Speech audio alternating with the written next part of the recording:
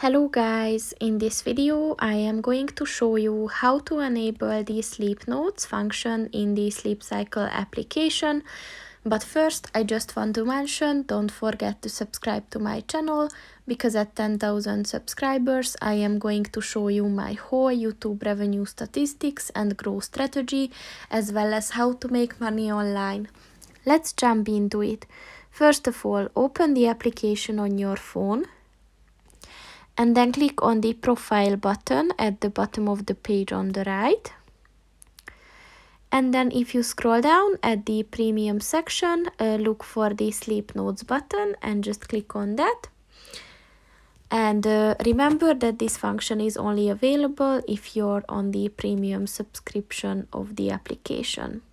So if you want to enable sleep notes, just click on the show button. And yeah, so that's pretty much it for this video, guys. See you in the next one. Goodbye.